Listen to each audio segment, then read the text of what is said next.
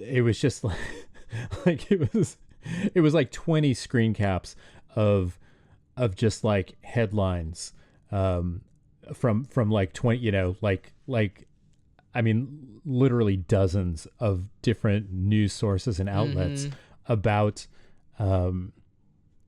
this election, about the fact that this election was happening, and the lead in every single one was something to the effect of, um, while Vietnam does, hold elections, they are a one-party system, in which the blah blah blah blah blah. And but it's like, but every single story, I mean, it was verbatim. Yeah. And I mean, this is I mean, it's like, I mean, there were literally like 40 or 50 different, where it shows you just like, the headline, and then just like the first, 3 or 4 lines of the story.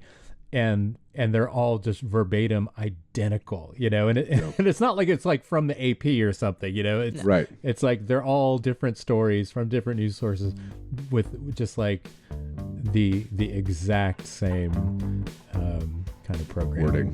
Very funny.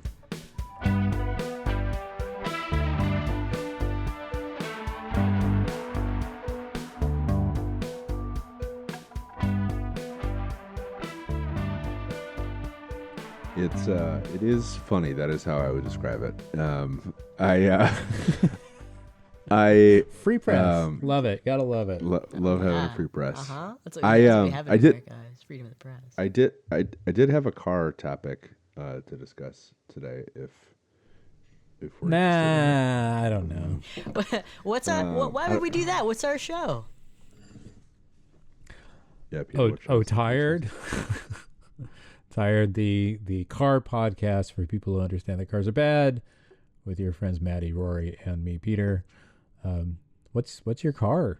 What's your car? What's your car topic, Rory? Report, Rory. I wanted to talk about the Honda Zero. Car. Has there been developments on the Honda Zero front? Yeah, Honda canceled all of the EVs that they were making. All of their EVs. No. In the U.S., Peter. All of them. Yeah, they had. When did this happen? Last week. Oh, I totally. Well, I guess I was distracted. I was distracted. I wasn't watching the car news feed as closely as I typically do. I saw some articles pop up, and I was like, "Uh-oh." Wow, R.I.P. Yeah, I think kind of unfortunate timing for Honda. I would submit. I think we did talk about my prediction for this happening on the pod, but I think you may have called this one, Rory. Yeah, maybe we can clip that. But the RSX gone, and both. That was just like. Yeah. That was the SUV that we just talked about like a few weeks ago. Mm-hmm. And so that's the Zero SUV and Saloon also dead. DOA. Oh, R.I.P. Man. I really wanted to fucking see that Zero Saloon. That thing looked genuinely crazy. Fucking radical and cool, man. And I was excited. I guess that's one of those. I mean, it's not surprising because it did seem like kind of a bridge too far in terms of just like that would have been a really shocking vehicle to actually see on the road. Yeah, and the reality is you are not going to be seeing a lot of those on the road. Whoops. So I will not be seeing any of them. Yeah, I mean, you wouldn't have, I think, had they built it, but I mean, look, I've seen a Celestiq at this point. True. So, I mean, not, at a race and then like driving on the street, like leaving as it was leaving the race. But you did see one. But I did see one on the road. It was in the wild. It wasn't like on display or right. Exactly. Yeah. So I have seen that, and which so yeah. But yeah, it so they announced it last week. The auto journalists are very upset about this, which I don't understand necessarily the rationale for that, I guess would be a way to say it. I think well, they're disappointed. They're disappointed like me. It is disappointing, but they're mad, I think, because they think it's strategically a bad move, which I would have to very strenuously disagree with. I don't know, man. I mean, for at least for in the case of the Zero was Saloon. Was that the actual name of it? Mm-hmm. Yeah. Mm-hmm. In the case of that, I think that car was so. I mean, it would have been like microscopic numbers, but it would have served as just like a Halo car, for Honda, and I think that would have been cool and good, and it wouldn't have. I mean, they already fucking spent the money to develop it, so it's like you're not losing much by building it. No, there's a lot more money left. I mean, there's really. Yeah. There was a long way to go. I thought it was pretty close to production. I thought we were supposed to see it later this year. I mean, we talked about that too. That was a 2026, I mean, but that's a huge, like, bringing a car. That was on our death pool. I mean, that was on our that was the thing. The thing that we did was we went through all those cars and we predicted which ones would make it to market. Did we? I don't remember what the verdict was on that one. We'll have to clip it. Yeah. The thing of it is, and I think like I don't know enough about this to do like a proper postmortem. Like I don't, and I think like a lot of the commentary on this too, it's like, this is one of those things where as a journalist, and I need to be very careful the way I say this is, I've gotten myself in trouble for talking about this before, but I think like as a journalist, unless you are up to your fucking neck in investigating this thing, which no automotive journalist is that I'm aware of, you don't really have that much of an idea about what's going on with it. So I think like there are cases where in terms of its viability as in the marketplace, or no, just in terms of like what's happening behind the scenes at the car company. Yeah. Okay. So it's like, I see. Yeah. We and I think like I was probably as good at access to this as a lot of other people did, or most people. I think like I went to the executive roundtables, I got the behind the scenes tours at the factory, like I met all the people who were working on it, got to ask questions, like, and like I got a sense that there was like a lot of confusion around it and a lot of kind of disagreement, and I also like got a sense that like that maybe it wouldn't happen, especially earlier this year when that drive got canceled for it last minute. Yep. But I think the Halo car thing here is interesting. I think generally like I like a Halo car, I like the idea of a Halo car, but it's like to me the Zero Saloon. And again, it's like a lot of this is speculation, and a lot of it is like a lot of the reporting or reaction to this is just speculation too. But it's like if you were to say we are taking Honda in a new direction, an entirely new direction, that is upmarket, it's got all these different kind of parameters and kind of understanding what the Honda brand is, then I think like Zero and the SUV makes sense as a Halo car to like drive in that direction. Yeah. But it was not clear to me at any point that Honda was driving in that direction aside from that car. So it's like what would be the like in a Halo situation, you would hope that there would be like a follow on effect across the rest of Honda. That would be kind of signal like some new kind of brand strategy or something, or like and also like from a technological standpoint and from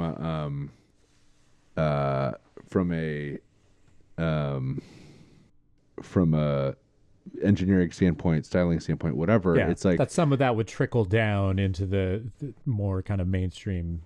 But also like you'd be able to go to your team in Japan and in the States and say like, this is where we're headed. This is what this is representative of our thinking going forward. And it was never clear to me with either of these cars that was the case. It's like, it seemed, it's like one kind of theory that I had was like, hey, look, Honda felt like they were way behind on EV stuff, and they had to have a moonshot to to catch up, and they had to kind of engineer their way into a moonshot, meaning like use their incredibly talented engineers and like to build something that was really like state of the art.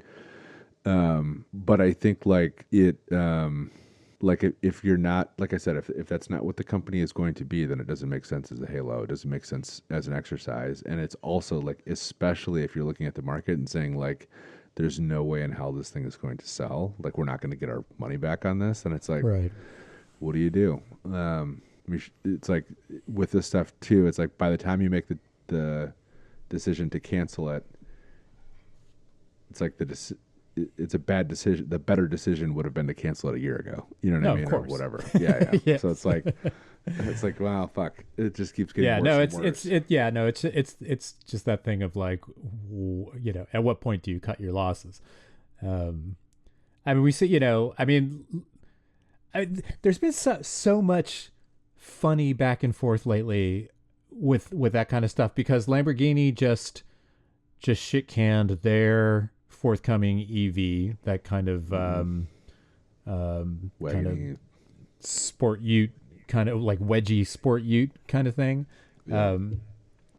which I think is too bad, because that was actually a pretty cool looking vehicle, I thought.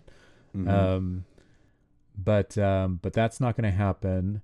For months we had been hearing that the Porsche 718, the Boxster Cayman replacement, which was going to be full EV, and then, you know, initially, like for years, you know, was EV only. We're, you know, we swear to God, we're only doing an EV of this, you know, and then like in the last year, it's become, you know, pretty obvious that it's like, oh no, well, there'll be an ICE and an EV version. And then like more recently, it's been like, oh, maybe we won't even do an EV. Maybe it'll just be like full ICE. Although recently I feel like I've honestly lost track. Like, I feel like I just recently, like just like in the last week or week and a half, saw something that kind of flip-flopped from that, even, you know, where it's just like, now EV is back on, you know, or you know, we're for sure going to have an EV, which was like, it was so recent that it actually made me wonder if it's a reaction to the fact that, like, to what's going on, you know, with the fucking Strait of Hormuz, and the fact that like everybody in the world is going to be paying fucking $10 or $15 a gallon a year from now for gas, and all those EVs that everybody has been shit canning for the last year, may have turned out to be pretty viable after all. I don't know. We'll see how it plays out. I mean, it's just like, I mean, we've talked forever about just like, as a manufacturer, and just given the state of the world, and you know, it's like, how do you even try to plan, you know, product plan for an environment where just like, just the situation is so dramatically different from like week to week and minute to minute, you know, and it's like, and here we have another, you know, like a year, you know, like a year after having this kind of like tariff shock that just kind of upended the global economy, or threatened to anyways, and where everybody just had to like just be like, okay, fuck it, EVs, we're not doing EVs anymore, you know. And now like you know, a full calendar year later, you've got like this cataclysmic global thing unfolding where it's like, maybe we need to reconsider this. It is very funny because like a lot of automakers, you know, either split their political support or were personally, you know, supportive of the Trump thing on the basis of like, oh, he's going to get rid of the regulations or whatever. But for years and years, automakers have said, we don't really care what the exact policies are. They do, but they would say publicly, right, we don't care what the policies are. We just care if it's stable. Like, we need to be able to plan. It's exactly. like just give us the rule book and we will plan for it. Right. And it's like, for decades, the American system did do that. Been the function of but it's like the U.S. deep state. Yeah, exactly. Like, but it's very funny. Like, not funny, but it's like, is this what you wanted? You know what I mean? Like, is this what you had in mind? It's like, and it's I don't think it is. Yeah, but it's the whipsawing thing is funny, but it's also like, this is, regardless of like Trump's like appetite for chaos and this stuff, the bigger thing is, and I'm very hesitant to give credit to the Chinese government for anything, obviously. Yes. Well, I mean, they are very, very. They're bad on human rights, I gotta say. They're very oppressive. Oh, sure. They don't. Yeah. They don't respect individual freedoms. Like your freedom to starve to death or die of or just even go medically bankrupt. Yeah, exactly. Yeah. So all that being said, the usual caveats. Sure. Yep. Yeah. But this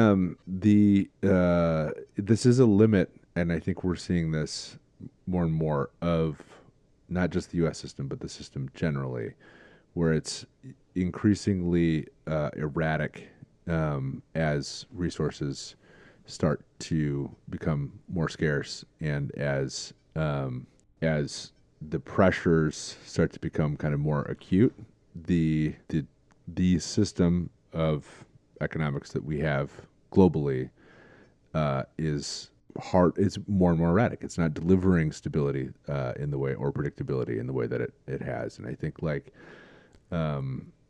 that's not just a function of the planning thing. It's a function of being on a quarter. It's a function of, and I've been saying this for years, but it's like, it's a function of having to deliver quarterly results. It's a function of how that limits you as far as your long-term investment and like long-term thinking. But I think like, it's the internal contradictions of capitalism. Yeah.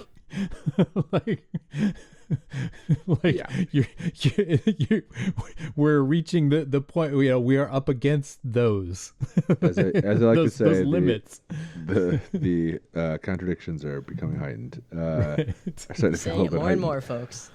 But it is a weird thing though, because it's like and this is another topic we've been discussing lately too, but I think like the kind of like, I don't like the taboos around discussing that, or the it's like, how do you, even if you're an American automaker, how do you talk around that? How do you like, you know what I mean? Like, how do you articulate what's happening if not for that? I guess like, I don't know, is it just like a wishful thinking thing where it's like, oh, we'll go back to someone who offers a little bit more stability, and then like that's the answer to the problem that I don't know. It's a very, like I said, it's like I don't think they can. I don't see anybody really trying to. And moreover, I don't think it makes any fucking difference, because the entire rest of the world is like, I mean, like, we're seeing this happen in real time as all these other players, like smaller players on the global stage, who have traditionally looked to the U.S. to provide that platform of stability, which just the world needs in order to function, just economically, and seeing that like we're incapable of providing that anymore, and so you see these countries just out of necessity turning to alternatives, and China being like the most obvious one, because it is, it's the fucking biggest economy, and they've resisted that kind of mantle of they don't want to be the fucking hegemon. They don't want to be, they don't want the fucking reserve currency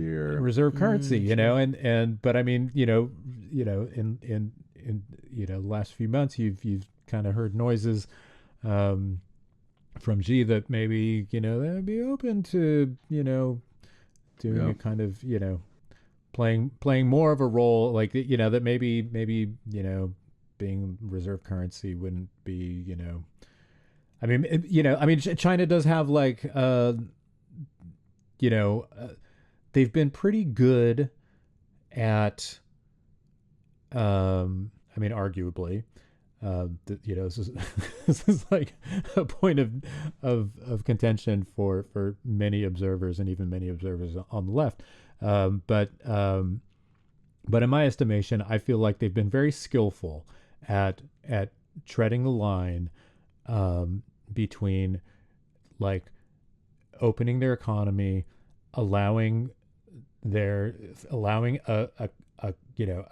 there to be a capitalist sector in their economy, and for that to operate and deliver the things that capitalism is good at delivering, which is, innovation and quick advancement and that kind of like growth, rapid growth. And frankly, like just the money, like trade, what I mean? It's more than anything else, it's like, right.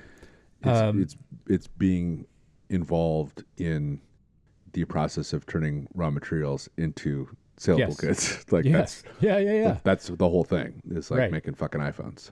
But doing that, like allowing that to happen under this larger umbrella of just like, but also, it's like we are still the fucking Communist Party, and this is still a socialist project, and we are going to fucking put very hard limitations on this is going to be heavily regulated, and ultimately all of these fucking companies and corporate, they have to answer to a larger governmental structure that is designed for to benefit the fucking people, right? And not just this kind of microscopic kind of ruling class and investors. Deng Xiaoping may have had some points. I guess we're all gonna have to hand it to everybody's gonna have to hand it to Deng. That's fine. I don't mind. I mean, so I mean the fact that they've so successfully kind of treaded that line, like the thing with the reserve currency is that it's you're when you allow yourself to do that, you kind of expose yourself in a lot of ways, and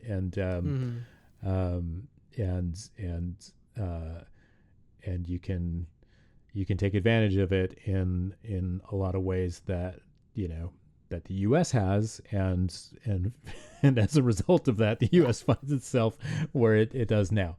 But that's like I think, though, to your point about stability, though, like that's exactly it, is like we have fumbled the ball on exactly the mechanisms that we use by being the reserve currency. Like for the longest time, we were maintaining a horrific but consistent balance with our sanctions regimes against places like Iran. And now that we have flipped to, no, actually, we're going to come in and we're going to start muscling you around. I mean, same with Venezuela. Like, that is a massive change and a massive signal to the rest of the world and all those smaller countries like you're talking about. Everyone else sees that we are no longer playing like carrot and stick. We are just hitting you with a bat. And like can't, like everyone was willing to, I think, put up with a little bit of like, well, they're going to hit that guy with a stick, but I do get the carrot. So like maybe it's okay. And now it's like, oh, no. But also, I mean, the classic thing with fucking sanctions is that like those work when you're like selectively punishing, bad behavior, like people who are out of line with what you deem to be bad behavior, that you need to discipline. But when you're fucking doing it to half of the fucking planet, you're incentivizing all of those people to be like, hey, I mean, it's like the thing with Russia, it's like when Russia finally goes into Ukraine and it's like, okay, well, we're going to take them off of fucking, what's the Swift or whatever. Yeah. And it's like, oh, wow, how is Russia going to fucking survive? They can't, they can no longer participate in the global economy. Well, Russia has like a fucking shit ton of resources that that the rest of the world needs, and they're gonna fucking find a way to get it without, like outside. I mean, you are actually, by sanctioning, you are forcing them to develop systems outside of the ones that you've established and that have benefited you for fucking like a century or whatever. You create a reason for there to be a whole system of transactions without a US dollar nexus. No, I mean, it's just it's just like you've overplayed your hand. Just like in a very fundamental way. And I don't think I don't know. I mean, it's just, I feel like it's the contradictions. It's the drive, the need for just infinite growth that capitalism demands, forces you to, at a certain point, overplay your hand in that way. I guess too, like what I'm kind of trying to get to is, if you're an American car maker, hoping to like continue, or like maybe expand or whatever, it's like, how do you, or even I would say like a Western, like even the Germans probably have to be thinking about this too, but it's like, you're looking at China's like very rapid advancement in car making and like being able to like to kind of, probably like a level of advancement and also like activity that has not been seen globally since the early turn of the 20th century. And you're like, well, why can't we do that? Why don't we have that? And it's like, well, it's because like your system is fundamentally schizophrenic. Like there's like again, there's like these hard limits in it. And it's like, China with the EV thing, I think is so instructive because it's like the way that they did it and the way that they made those investments before it was profitable, before it was going to be profitable, before it even made sense, and then just kind of like kept their foot on the gas or accelerator, if you want to do that, the entire time. It's like you can't do that, and like America right now in the West is kind of finding out that you can't do that, and it's like the thing of it is like the EV thing, for whatever environmental benefits there are to it, for whatever other kind of touchy-feely, this is good for the world type of benefits, they are cheaper to make, and they are like more profitable on a by car basis. Like if you can get to scale with them, like there are just fewer parts and they're easier to put together, and they're more versatile. They're easier to maintain. Like it is a good. And I can remember like being in a room with Mark Rice talking about this 10 years ago now or whatever, and he was like, the thing is like our margins are going to be so much better, and it was like, regardless of what you feel about the cars, like the margins are like, this is a business thing. It's like fewer workers, fewer factories, fewer parts. Like it's a win across the board, and it's like you can't do it. You just can't do it, and it's like, how many things are like that now? You know what I mean? Where it's just like, sorry, like the limits of why couldn't they do it? Because they were not short-term profitable, and that's they couldn't get support to make it happen. So it's like, the long-term thinking in the United States would have had to have been, we're subsidizing these things at the point of sale, not a tax credit for rich people. Yep. We are building infrastructure. We were putting chargers every 5 miles everywhere in the fucking country. This is a 10-year project. Yep. And it's going to cost a lot of money. Right. But the thing is like the fact that like our bridges are collapsing in the United States is not like that is a systemic thing. Like that is not a political problem. That is a systemic. This is the system. This is what the system is doing, and it's like, or is what it does, and it's like, it's a strange thing, and I feel like there's this, the system that we have in the United States was almost perfect for development between like the 1800s and the 20th and going into the 20th century. Like you really couldn't have asked for a better system to make that stuff happen. You know what I mean? Like that, it was perfect. And like, I mean, obviously imperfect in a lot of terrible outcomes, but as far as like where we were technology wise, where we were capacity wise, like what kind of needed to happen in terms of just developing an industrial base. You know? Sure. It's like, that's the shit that set us up to you know, to be the global hegemon. To fucking, you know, I don't want gotta be careful not say that we won World War II, but we certainly came out of it better than anybody else. Exactly. So whether someone else won it for us and we got all the benefit of it, which I think is a pretty easy case to make. So those guys went and did all the work. That we came in and we pried all the guys out from under their boots and said, we want this guy, actually. We'll take that. I'll take this guy. We're going to have this guy make us rockets. Thank you. Bye. Yeah, I mean, and also just the fact that we never got bombed or invaded. I mean, I think you're just so much. Yeah. Well, that's exactly. The world's reindustrializing. The accident of geography that has made us. Whoops. Yeah. So, but the point of that is like, it was, like I said, this kind of really did everything it needed to do. But now you're running up against these kind of hard limits, and it's like is much now too is like American automakers have taken an interest in what the Chinese are doing. You have to wonder if they're looking at that and being like, like why can't we do that?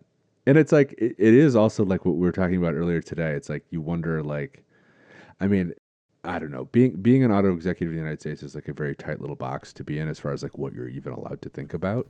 Because like, you know what I mean? It's like, let alone talk about publicly.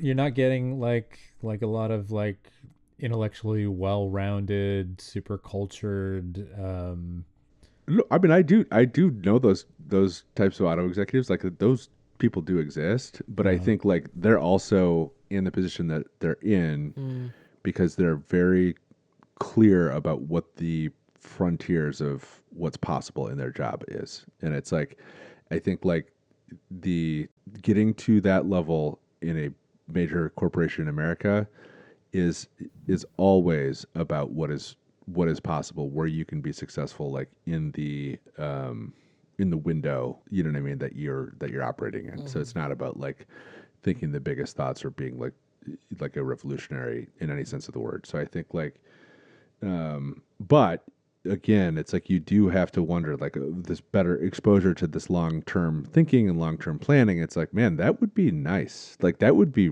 really nice to have a 15-year plan.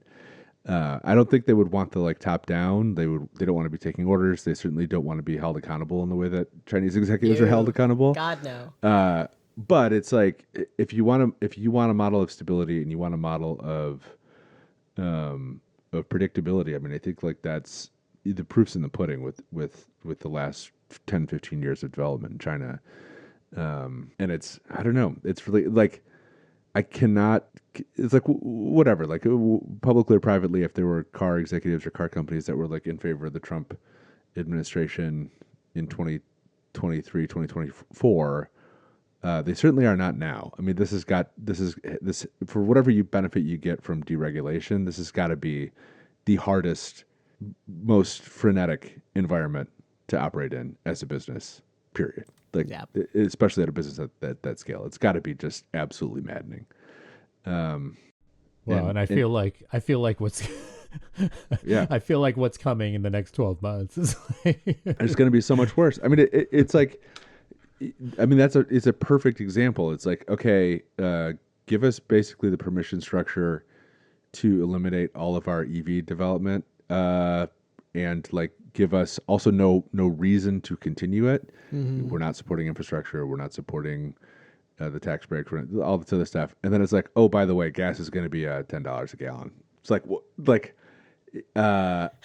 because of something we could not even tell you we were not even planning to do this 6 months ago. Like, you know what I mean? It's like, we just decided a couple days ago to do this, and now it's gonna, but and it's like, I don't know. I don't want to make this a whole like, oh, Trump's a chaos guy or whatever. But my bigger thing is just like, and I, as we've talked about, it's like a lot of other people have talked about too. Like the Trump chaos thing is like, it is just like the inability to fix bridges, just like the inability to plan ahead, just like the inability to like stick to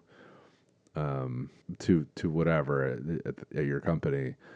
It's like, this is part and parcel of, this is how this works. You know what I mean? Like, this is what it is expressing itself exactly, logically. You know what I mean? Yes, like, it's not broken. It's just, this is what it does. And it's like, and it's like, but it's like, what comes after that? What do you know what I mean? Like, what is the, that's a really interesting thing. And it's like, you would never in a million years be able to have a deep enough conversation with somebody with decision-making power to get the answer to that question, or like, is that even being thought about, or what the,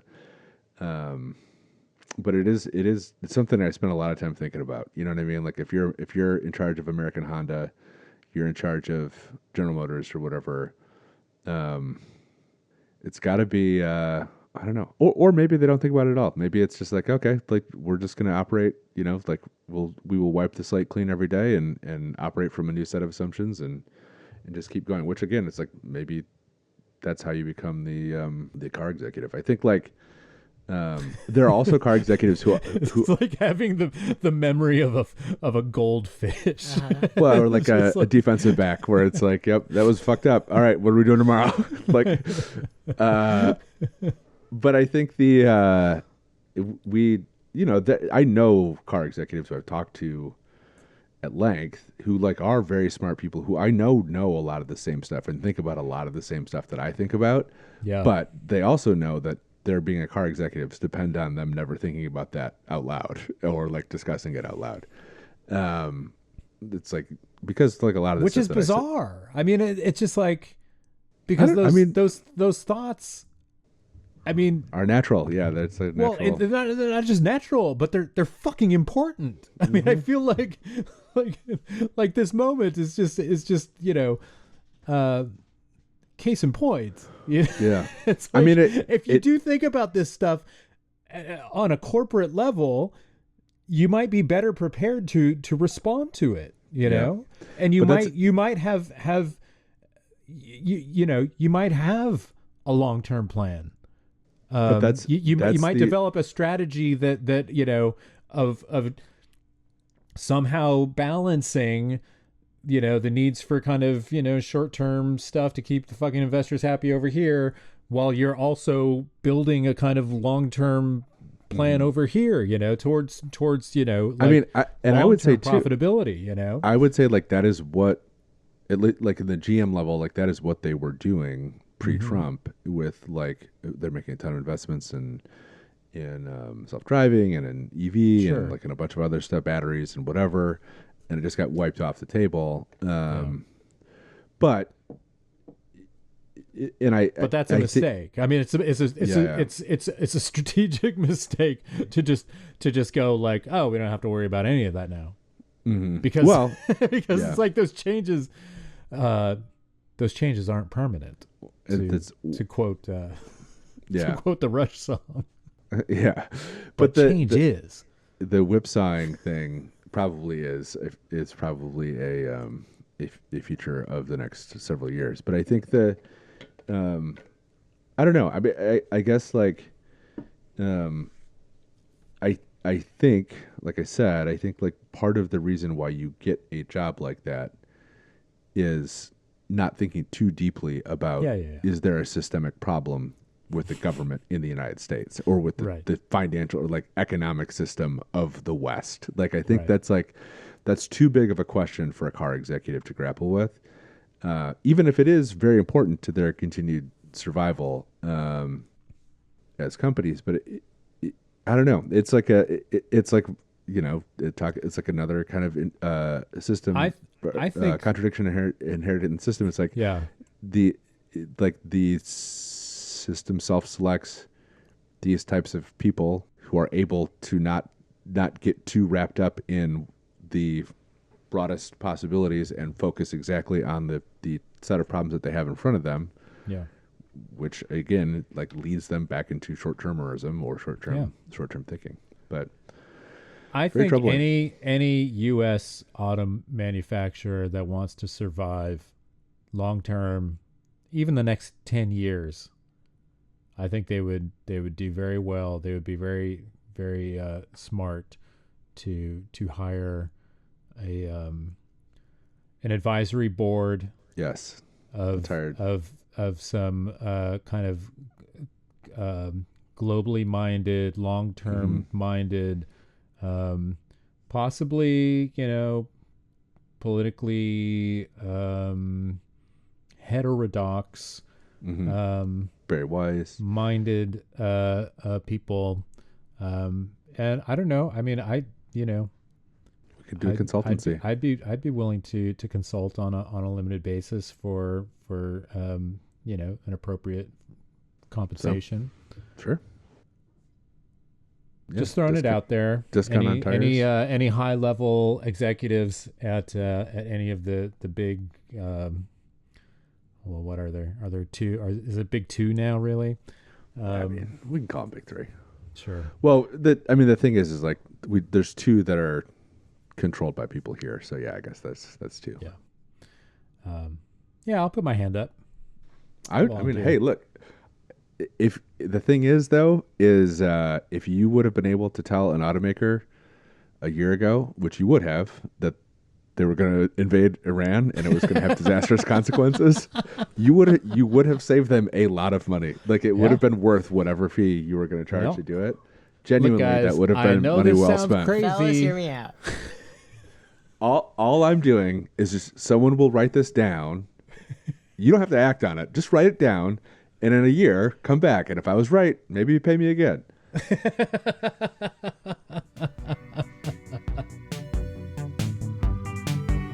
Weird day today. It was like it was cold this morning, and then I had to do an oil change at some point today because like my oil was still good.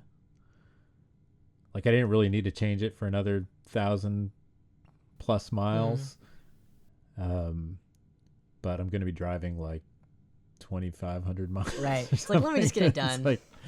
It's like I better fucking do it. And it's just been, it's been so cold, and I just think of just that oil congealing over the winter in the crankcase.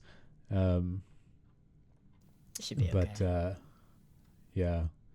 I was just telling Maddie, Rory, that I changed my oil today in preparation to drive to Sebring. I'm going to Sebring this week because I don't know, because it's been on my short list for a long time now, and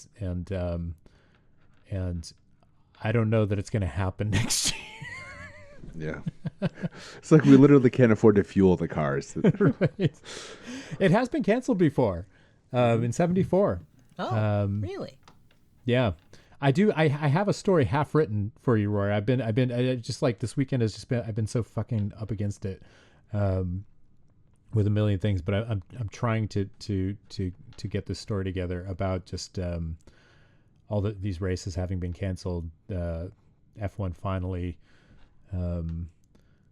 admitted that the Saudi Arabian and Bahrain Grand Prix are not happening.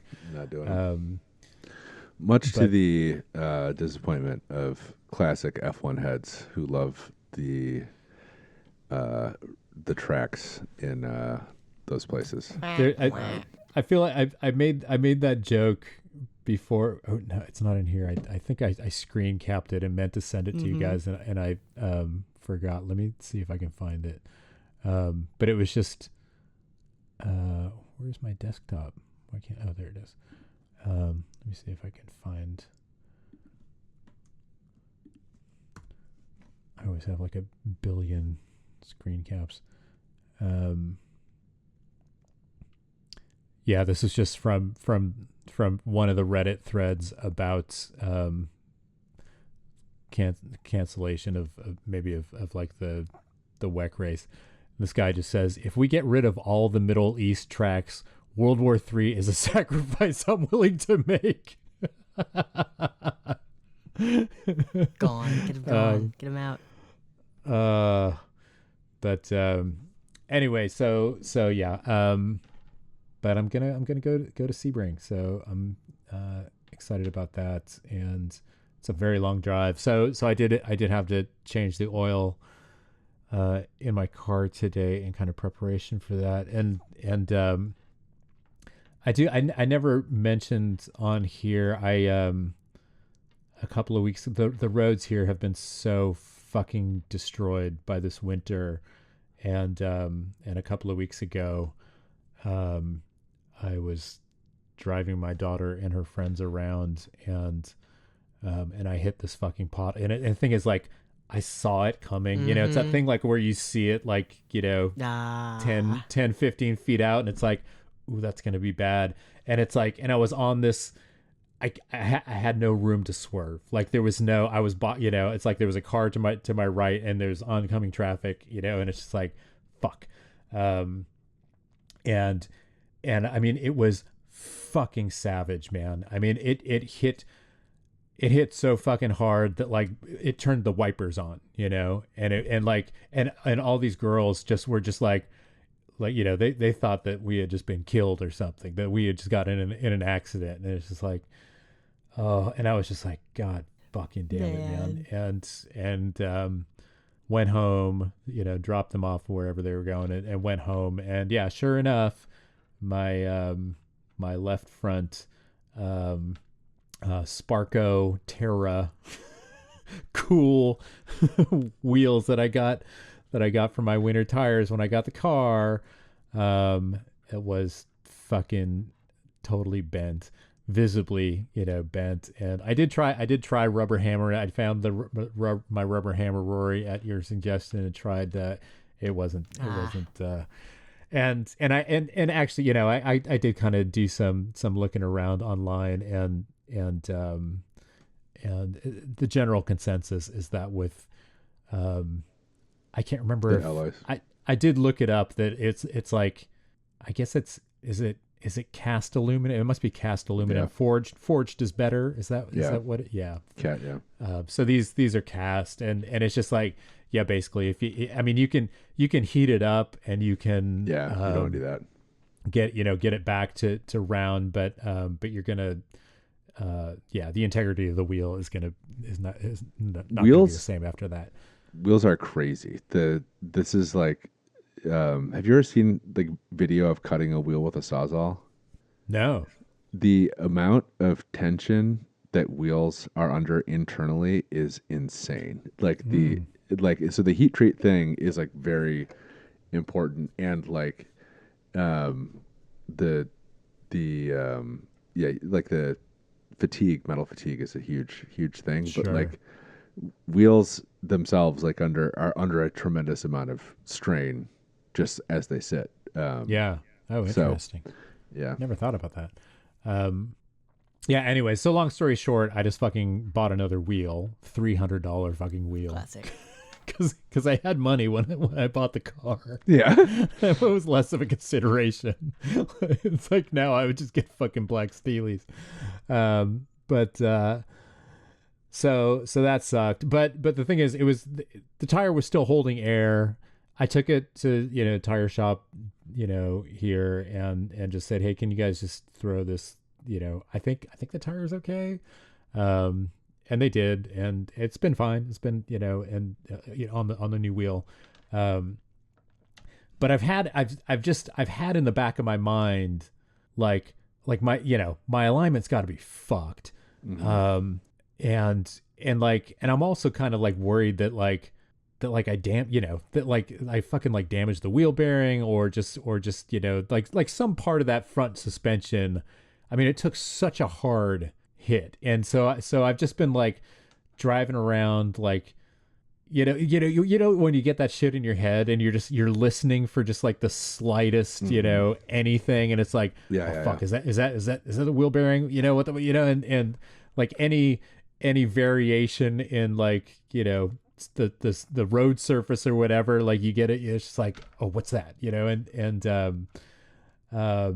So I'd like to just, request, and it'll be fine from you. It'll be Rory. fine. Oh, okay. Absolutely. It'll be fine. Yeah. No, 100%. Thank you. Yeah. There's no question. Yeah. Cause I mean, this did happen like, I don't know, like 3 weeks ago, maybe you more. Would know by like now. I would have. Yeah. And the thing is, had I made the call on going to Sebring earlier, it would not have I'd been kind of on the fence about it. I would have taken it into the dealer and just said, please just look this over and tell me it's all right, or fucking replace whatever needs to be replaced. It'll be fine. Literally, it'll be fine. There's no way. Peter, if my old Honda Accord could make it down between New Jersey and south of Miami, places that shall not be named, back and forth a few times, I think you'll be fine. You and the Hyundai are going to be a-okay. All right. Yeah. Good. I mean, that makes me feel better. Yeah. all the force went into bending that piece of aluminum, that $300 piece of aluminum. That's what it's for. The Sparko sacrificed itself It's for. I mean, really, for the which is what it's for. Yeah. Yeah. I mean, that's right. Yeah. Yeah. It's the crumple zone. No problem. Yeah, it'll be 100% fine. No question. Good. All right. I'll put my seal of approval on it. Excellent. Yeah. So the Honda Zero, real bummer. R.I.P. It is funny. It was, and I may, if I have time this week, I want to write something about this. But it's like I was really charmed by that car in person, the way it looked and like the ambition of it, and I loved that it was coming from Honda. Because in many ways they're just such a humble company. Like it's such, and I don't mean that in like a humble as in small or shitty. I mean it just like from a spiritual in a spiritual sense. Not an ostentatious company. Yeah. But they're also, I mean, they also have like a history of like real ingenuity and innovation, totally. like technologically, and being overly humble about it the entire time. Yeah. I think, and I feel like that car, and especially like the stuff. I mean, I'm still so intrigued and puzzled by the whole like, no, we're gonna have less torsional stiffness. I know. Like I really hope that they find that idea or that concept can somehow find its way, if not to market, just like to further develop. Someone should be able to drive one. Yeah. Just because it's so counterintuitive and just genuinely radical and like that's the kind of really radical thinking that I feel like Honda has kind of exemplified kind of throughout its history, and it would be, like it's like that car represented to me just like a really fascinating example of that. Yeah, I think like for me it's like this has to be kind of a internally, like culture wise, moment of reflection for Honda, I think. Where it's like there's some kind of competing stuff happening with like the Zero and the EV thing, and kind of like I asked at a roundtable maybe a year or two ago. I was like, do you guys feel like vindicated by the EV thing kind of not happening? Like, since you were, and like some of the execs there were like, yeah, I feel like we're still behind and we need to catch up. Right. And some of them were like, well, no, like this actually has worked out pretty well. And I was like, that kind of struck me as unusual in a car company to have that kind of lack of agreement on something like that.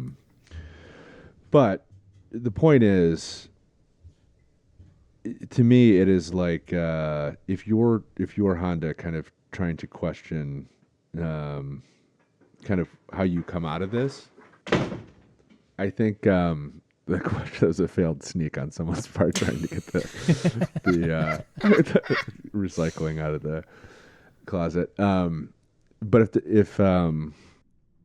if you're questioning how you come out of this and like what you are, I think like Honda has a very good history for this moment. So like if you're looking at this moment right now of like whipsawing priorities, can't predict anything, gas is expensive, consumers are priced out of cars. It's like Honda is uniquely in a position to kind of meet those circumstances. So it's like, if anyone has the engineers and the talent and kind of the engineering talent, but also kind of like the spiritual like alignment, I guess, or like with that situation. It's Honda. It's like wisdom. It's maybe? like, yeah, I don't know if wisdom is the right word, but it's like Honda's first like kind of rise to global prominence happened under very similar circumstances where everything was kind of chaotic and like oil prices were up and yada yada. Oil crisis. Yeah, oil crisis, if you will. And it's like, and Iran was involved actually. But it's like, they got through it by providing people with like cheap, hyper reliable cars that were fuel efficient, cheap to run, and that were like very broadly appealing. Besides all of that stuff, like they were fun to drive, and that employed cool and in some ingenious engineering. Yeah, I've been thinking a lot about the Honda Fit. Yeah. It's a great time for the Honda Fit. I gotta say, it would be a great time for a car like the Honda Fit. Yeah. Smart packaging, and it's like it's like whatever. If there's a question about like whether Honda kind of got away from what it's good at or kind of lost sight of like what its core competency is with these cars, like in my mind, and I think a lot of people's minds globally, like that is Honda's core competency is a car like the Fit, where it's like ingenious packaging, fun to drive, and affordable and efficient. Like, you know what I mean? Like it's like, not to put too fine a point on it, but I think like it is, like I said, when you have these moments of crisis or identity or whatever, it's like it is always instructive to look back at like, okay, what are you good at? What can you actually do well? And what do people look to you for? And I think like, I don't know, that's what I've always looked to Honda for. So that and a cheap K24A from a boat. That's true. Yeah, the other thing I always look to them for. But yeah, I don't know. It seems like that they have a good foundation to go back to, which is always nice. You want to wrap? I think we're cool. All right. Let's wrap. I gotta clean my entire office. I have this is not for a pod, but I have.